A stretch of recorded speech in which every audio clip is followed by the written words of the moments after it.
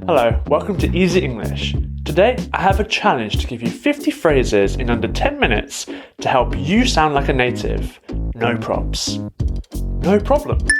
So when making this challenge, I wanted to make you a quick video and not just waffle on, talk a lot without giving any useful information.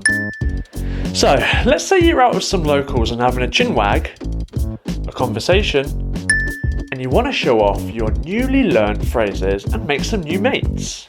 Friends! You could splash out, spend lots of money, and offer to take them out for a pint, a beer or a drink.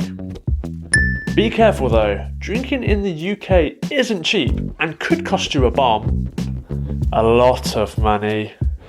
Hopefully, your night out isn't a shambles, a disaster, and you end up going on a fun bender, a wild drinking spree.